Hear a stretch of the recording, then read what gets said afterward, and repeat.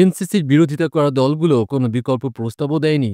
নাহিদ ইসলাম কয়েকটি দলের বিরোধিতার কারণে জাতীয় সাংবিধানিক কাউন্সিল এনসিসি গঠনে ঐক্যমত্য হয়নি বলে জানিয়েছেন জাতীয় নাগরিক পার্টির আহ্বায়ক নাহিদ ইসলাম।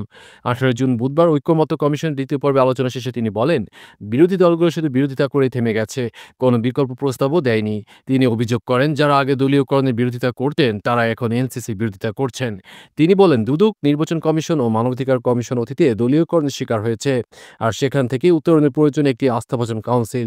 জুলাই সনদ প্রসঙ্গে নাহিদ ইসলাম বলেন, এনসিপি মৌলিক সংস্কারের ভিত্তিতে জুলাই সনদ সমর্থন করবে, তবে শুধু গঠনগত ঐক্যমত্যে শাসন ব্যবস্থায় পরিবর্তন আসবে না। জাতীয় সাংবিধানিক কাউন্সিল গঠনে অধিকাংশ দল একমত। আলী রিয়াজ সাংবিধানিক প্রতিষ্ঠানগুলোর স্বাধীনতা ও নিরপেক্ষতা নিশ্চিতে জাতীয় সাংবিধানিক কাউন্সিল এনসিসি গঠনের পক্ষে অধিকাংশ দল একমত, তবে কয়েকটি দল এতে একমত নয় বলে জানিয়েছেন ঐক্যমত্য কমিশনের সহসভাপতি ডক্টর আলী রিয়াজ। 18 জুন বুধবার ঐক্যমত্য কমিশনের দ্বিতীয় পর্যায়ের দ্বিতীয় দিনের আলোচনা শেষে এক ব্রিফিংয়ে কথা বলেন তিনি। আলী রিয়াজ বলেন, প্রস্তাবিত সাংবিধানিক কাউন্সিলে এনসিসি শুধুমাত্র প্রধান বিচারপতি ছাড়া প্রত্যেকেই নির্বাচিত প্রতিনিধি, ফলে তারা যাদের কাছ থেকে নির্বাচিত হয়েছেন তাদের কাছে জবাবদিহিতা থাকবে। তাছাড়া জবাবদিহিতার বিষয়টি কাঠামোগতভাবেও তৈরি করা যায়। দলগুলো একমত হলে বিভিন্নভাবে জবাবদিহিতার বিষয়টি নিশ্চিত করা যাবে। তিনি আরও বলেন, 3টি সংস্কার কমিশনের প্রতিবেদনে রাষ্ট্রপতির ক্ষমতা বৃদ্ধির বিষয়টি রয়েছে। সংবিধানে সবকিছু এক জায়গায় থাকে না। বিষয়টি নিয়ে আগামীকাল বৃহস্পতিবার আলোচনা হবে। এভারকেয়ারে পৌঁছেছেন খালেদা জিয়া। স্বাস্থ্য পরীক্ষার জন্য রাজধানীর এভারকেয়ার হাসপাতালে পৌঁছেছেন BNP chairperson Khaleda Zia. 18 June বুধবার সন্ধ্যা 6টা 39 মিনিটে গুলশানের বাসা থেকে বের হয়ে 15টার দিকে হাসপাতাল পৌঁছান তিনি।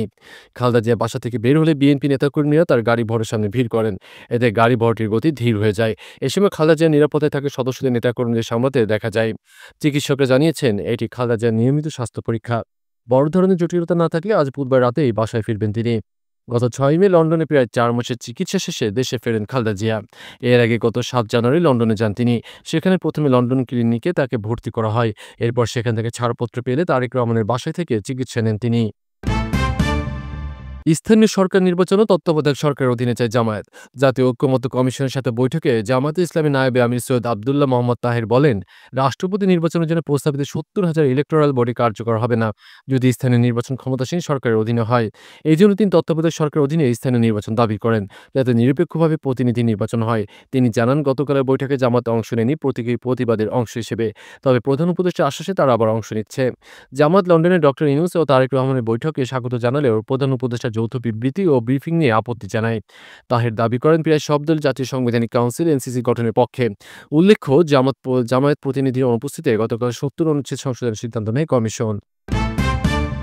এসএসএফ এর 39তম প্রতিষ্ঠা বার্ষিকী উপলক্ষে প্রধান উপদেষ্টার শুভেচ্ছা।